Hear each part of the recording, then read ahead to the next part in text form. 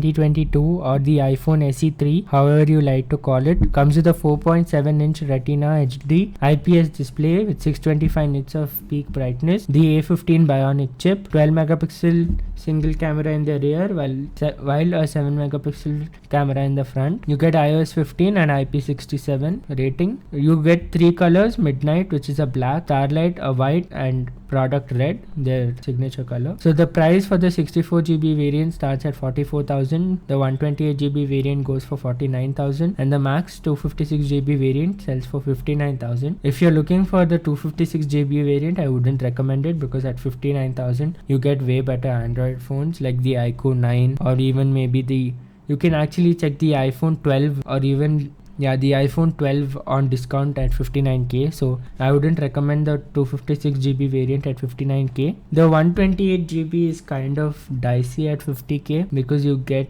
decent phones in Android at this price. But if you are a fan of the smaller screen size, the Touch ID with the home button thing, and maybe the increased performance by A15 Bionic, you can check this phone out. But honestly, I feel Apple should have worked on their price, because this phone, like according to the leaks and rumors, it was supposed to come at like between 30 and 40k. So I think that's why many people are disappointed right now that it came above 40k. But I still think it's a good phone if you're looking for a compact size and you like the design similar to the iPhone 8. So that's about the iPhone SE. Gautam, your thoughts? It starts at 46,700, which is absurd in my opinion. The specs are the exact same. They're saying there's a slight upgrade in the battery capacity, which I don't really know, but it gives you 2 more hours because of the optimization that Apple has done with the new processor.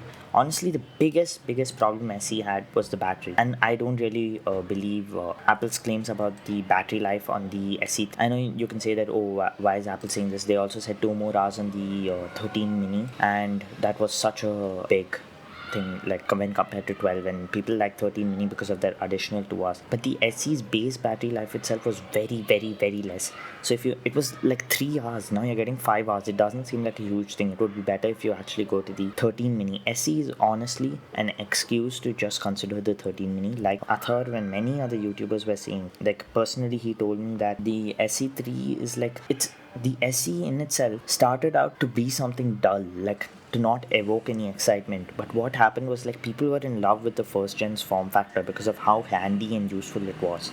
But this one is just bland, like how it is supposed to be, and they're not making much design change because, one, it's a cheaper phone, and they want to make the customers see, once you consider an iPhone, then you'll say, okay, the SE is a bit too bland for my liking, let me go get a better iPhone. So you're already invested in the Apple brand. That's one thing I have to say. Now for colors, they did play around with the colors slightly. The black is a more bluish tone, almost reminds me of the 10R for some reason, but I know it's not that. The white is now Starlight, which is like pink. Honestly, I like that. It's actually, I think the actual iPhone 8 color was this, I'm not 100% sure. And then obviously Product Red, which is almost the same. The screen size is same. It's 5G capable, and the A15 Bionic. There's nothing different, absolutely nothing different here. I'm just going through. You can get a 256GB thing. Honestly, don't waste your money on it. I feel the SE is kind of a joke.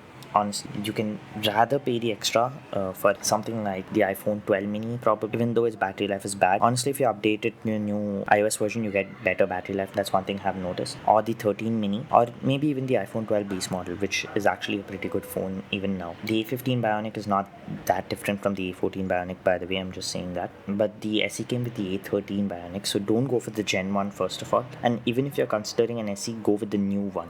Like, if you're forced on considering the SE. That's one more thing.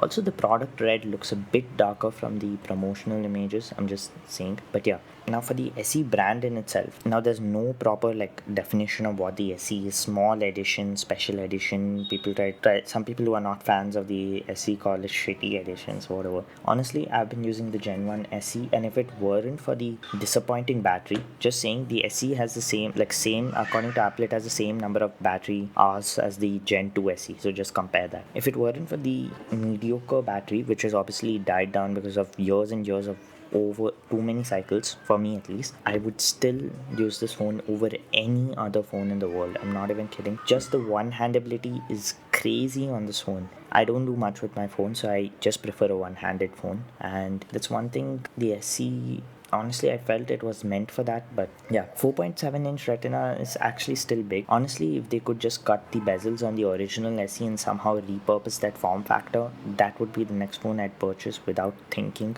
Yeah, so the SE, in my opinion, is just a way to get you into the ecosystem like the second gen SE was, and maybe even the first gen SE. But I don't see these phones really lasting long, especially seeing how much the needs for battery life has increased for users significantly. Yeah, so like I was saying, the SE3 is a good way to get you into the ecosystem, just like something that you'd want to get. And then like over the years, oh, like I like the iPhone now, let me just buy a better iPhone, I deserve a better iPhone. And honestly, it's working to their advantage. Okay, so that's it for an SE. I thought they'll release a green SE maybe later on, I don't know. They don't spend too much on the SE. And 48,000, which they're showing, 43,000 is not worth it at all. Please don't waste your money on this. If you're getting it for 32, 28 with the like over the time, probably by Diwali or something, then maybe consider it. Maybe if you want to get into the ecosystem, or else just don't. That's it for the SE. The SE isn't like profit based, it's just a thing to get you into the ecosystem, and honestly I don't see it. I'm just telling you guys straightforward. They haven't said anything about MagSafe or anything in SE. So honestly, I don't know why they're doing this. It's actually kind of a shitty phone, I'm not gonna lie. But yeah, 5G. And I think the okay, no, but the new colors do look a bit better. That's one thing I have to say. That's it for the SE. Just, you know, my takes. And I think most of the reviewers will agree. So yeah,